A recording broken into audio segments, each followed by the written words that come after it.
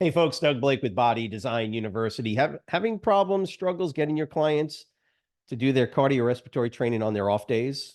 Now, look, if you don't have any issues with that, and you have people coming in and training, doing their recommended 150 minutes per week, which is kind of the number that's used.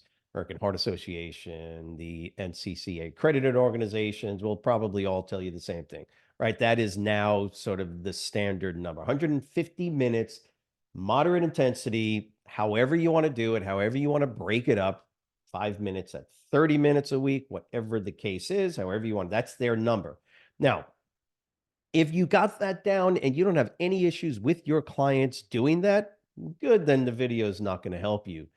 But for the other 99% of you out there, yeah, this is a struggle. Please keep in mind, the assumption is that we want our clients doing the minimum level of cardiorespiratory training. And that minimum level right now, by all accounts, is upwards of 150, somewhere around there. Now, I'm not necessarily going to be dogmatic about that number, but what I will say is that what has worked best when I've trained folks is getting them to do something every day, minimum 5 days a week. I'd like to have them do it 6 days a week because, again, that's the minimum. See, most folks don't understand that what we're talking about here is the minimum. We're talking about the adaptive responses that we see, the health benefits that we see from cardiorespiratory training. And those are seen for the most part for the average person, depending on if they have a disease, if they're in a diseased state, i.e., diabetes, metabolic syndrome, whatever it is. That's the minimum to start seeing the health benefits. Now, again, I'm differentiating here between the health of the cardiorespiratory system, cardiovascular system versus you trying to lose body fat. Please, let's not get into that conversation. That's a nutritional issue more than anything. But what we're talking about here is how do we get people to do it? And it is such a simple technique that I've always used to get people to get those extra 2, sometimes 3 days of cardio when they're not with me. And here is the tip. You may want to write this down. And it's so simple. Um, Write it down for them.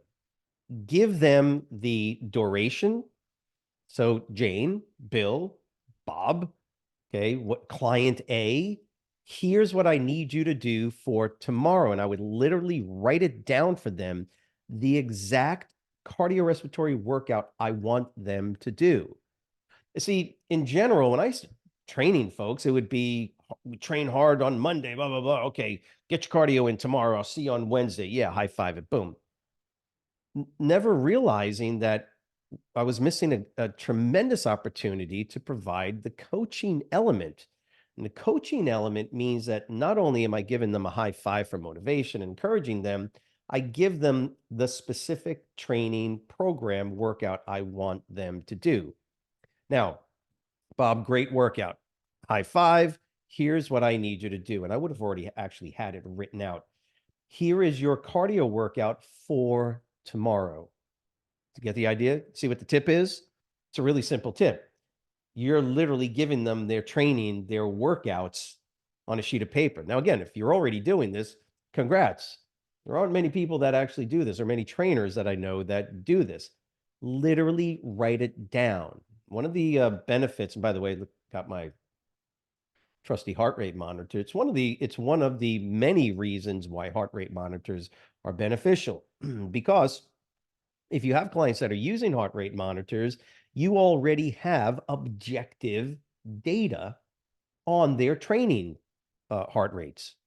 Okay, so if you know that they are, working in, what we call VT1 and above, right, and they're in that sort of aerobic zone, right, between VT1, VT2 before they hit sort of their anaerobic threshold area, and I know that that number, heart rate number, is 130 beats per minute. I will literally write that down.